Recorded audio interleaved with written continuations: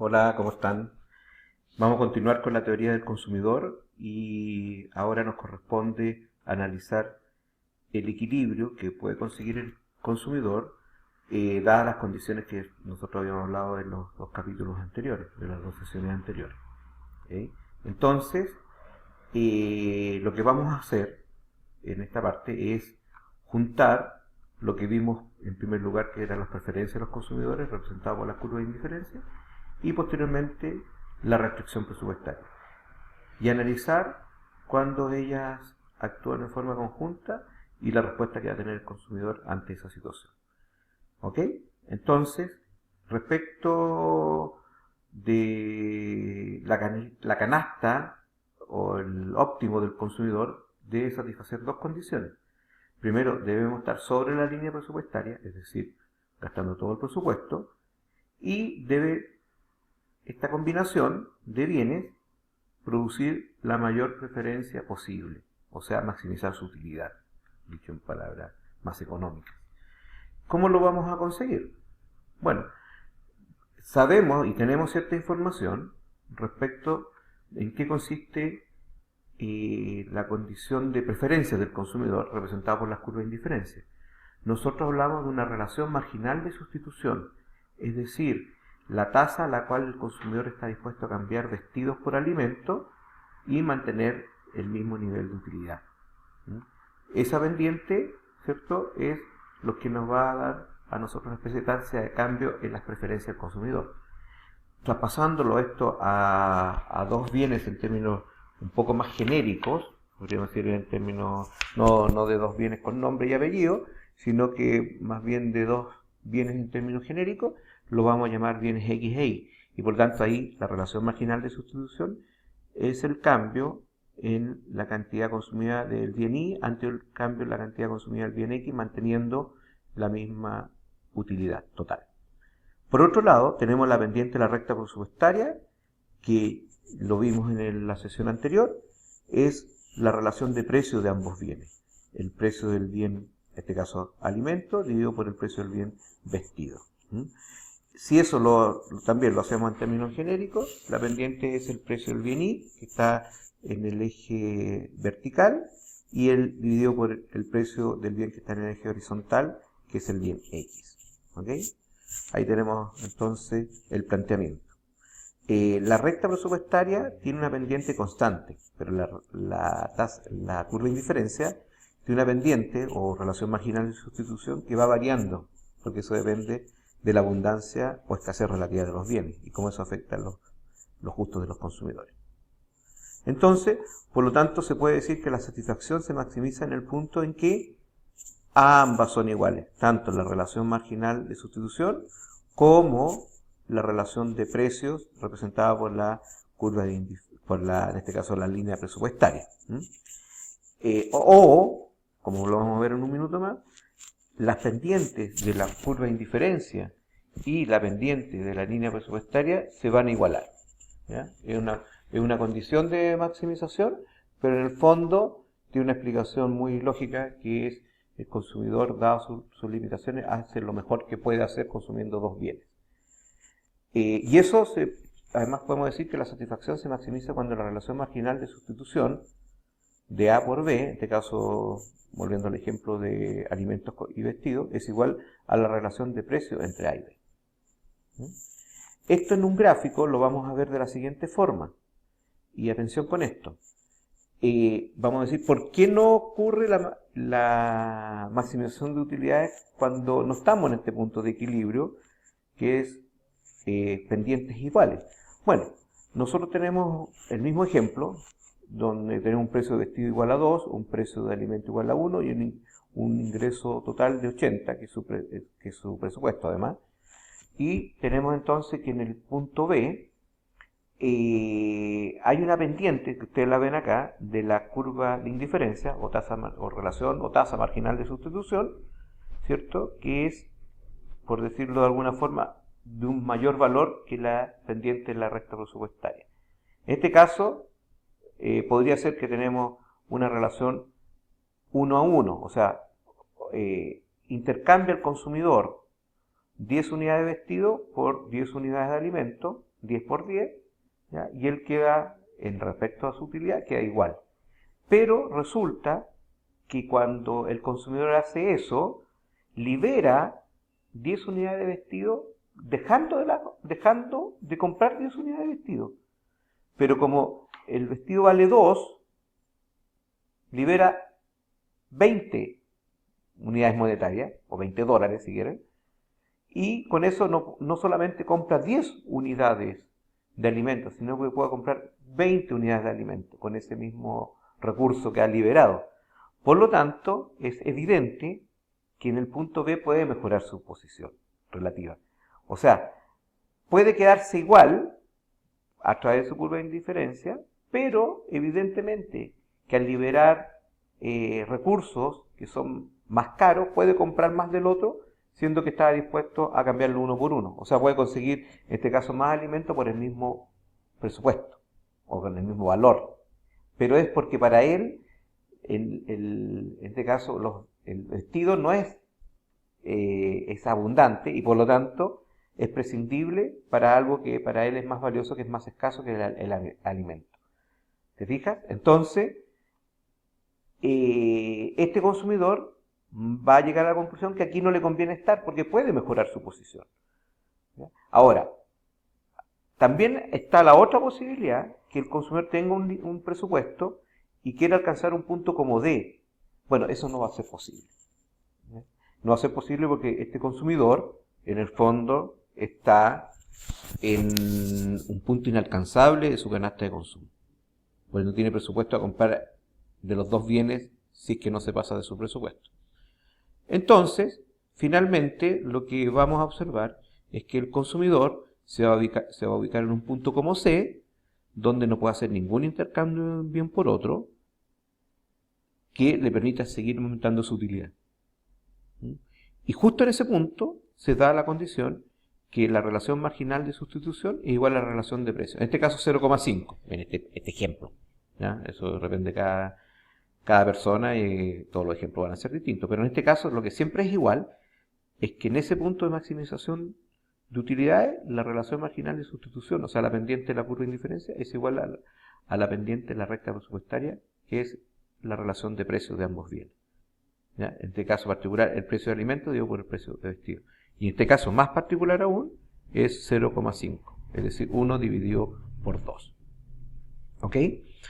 Un pequeño ejemplo muy somero, no voy a entrar en detalle más preciso porque no es necesario, pero la descripción es la siguiente.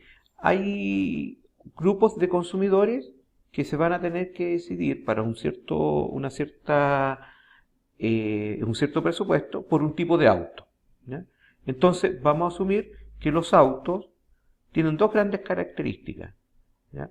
O el diseño o sus prestaciones. El diseño, como, ¿cierto? El diseño, si un sedán, si un auto utilitario, si un auto estiloso o no estiloso, desde el punto de vista de la visual estética de ese auto. ¿Ya?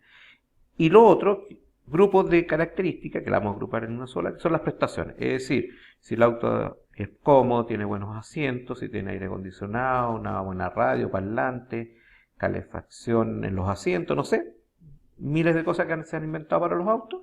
Entonces, la persona o quiere tener un auto de buen diseño o quiere tener un auto con mejores prestaciones.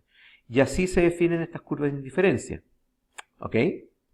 Aquí tenemos un señor que está representado por estas curvas de indiferencia, que prefiere, por ejemplo, las prestaciones. Valora más las prestaciones, por eso esas curvas de indiferencia, o esta en particular, ¿cierto? Está inclinada para el lado de las prestaciones, si no estaría inclinada para el lado del diseño.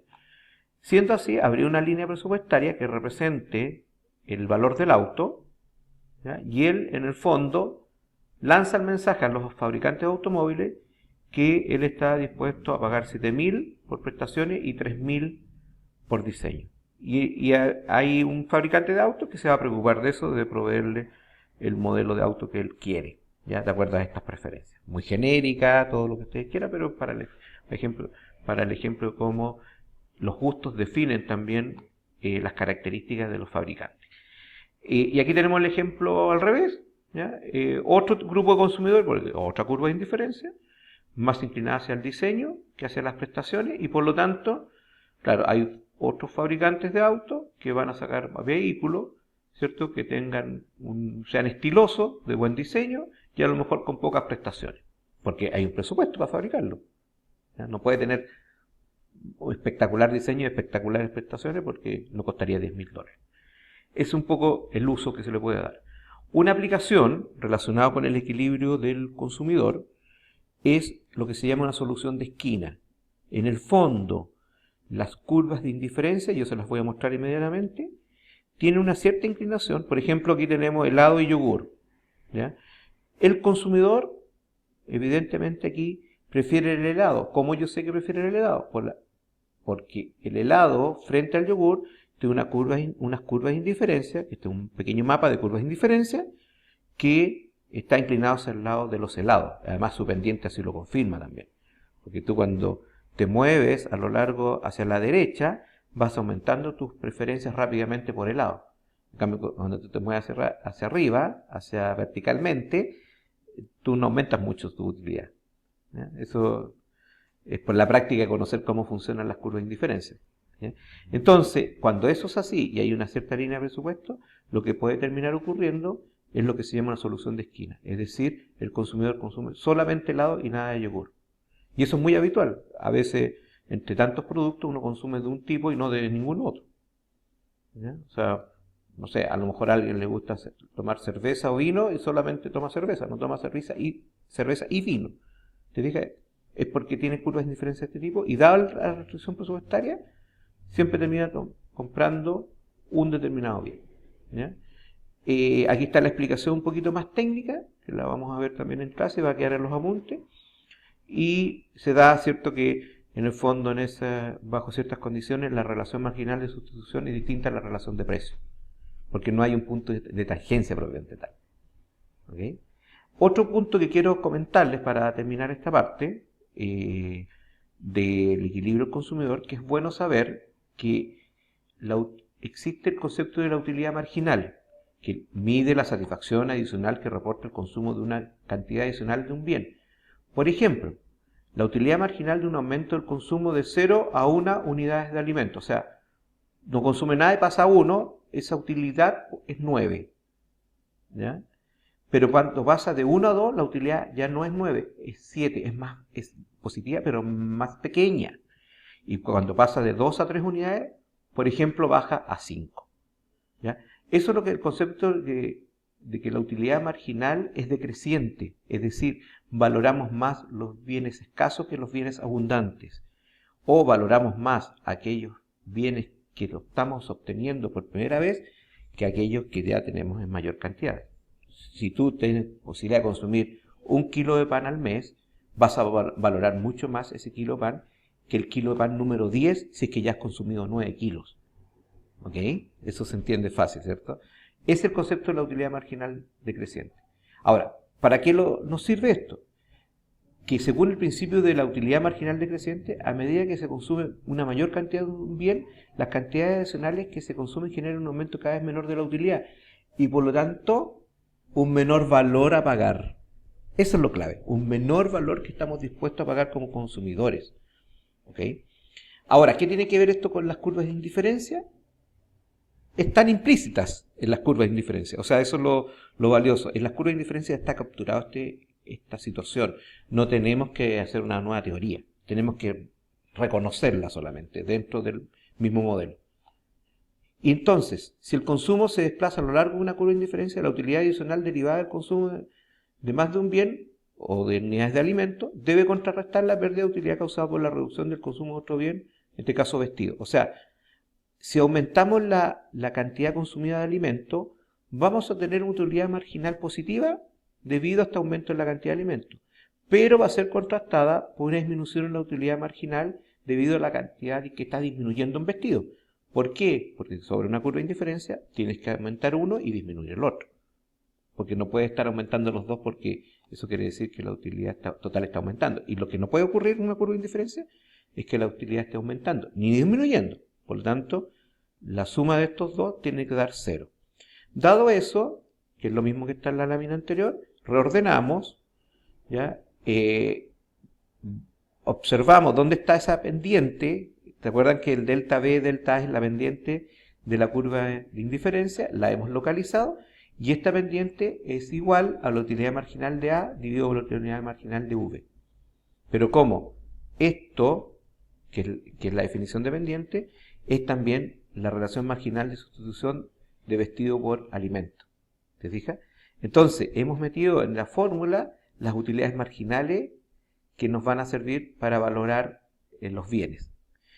Entonces, ya sabemos que la relación marginal de sustitución es igual a las utilidades marginales de A y V, ¿cierto? Esta fracción. Y cuando los consumidores maximizan su utilidad, la deben maximizar bajo esta condición. Por lo tanto, ¿cierto? Cuando igualamos la relación marginal de sustitución, que es ahora la relación de precio, con su definición nueva, que es utilidad marginal de alimentos dividido por utilidad marginal de vestido, llegamos a esta igualdad. Y esta igualdad también nos va a reportar ciertos beneficios, porque nosotros la podemos reordenar de esta forma. Voy un poquito rápido, pero la reordenamos de esta forma y obtenemos que la condición de equilibrio, porque en el fondo trabajamos de nuevo con la relación con la condición de equilibrio, que la utilidad marginal de A dividido por el precio de A debe ser igual a la utilidad marginal de V dividido por el precio de V. O sea, la cantidad de utilidad que te genera cada peso que tú gastas en los bienes debe ser igual en el margen, ¿ya? O sea, si tienes tú un peso o un dólar, lo que sea, que vas a destinar a comprar, lo tienes que destinar en aquel bien que te genera más utilidad, porque tienes que maximizarla dentro de tu presupuesto. ¿Ok? Y eso es un poco la conclusión del gran equilibrio del consumidor. O sea, la utilidad total se maximiza cuando el presupuesto se asigna de tal manera que la utilidad marginal de todos los bienes por unidad monetaria de gasto sea idéntica. Ya esto se le denomina también principio de equimarginal o principio equimarginalidad. ¿Ok? Y con eso, ¿cierto? Finalizamos el capítulo número 3 del PINDI, resumido en video y en estas láminas, ¿ya? Pero vamos a continuar, ¿cierto? Con lo que es la teoría del consumidor, porque tenemos que ahora encontrar lo que es la demanda del consumidor, la demanda individual y la demanda del mercado. Se nos quedan algunos pasos, pero esos son, esta es la parte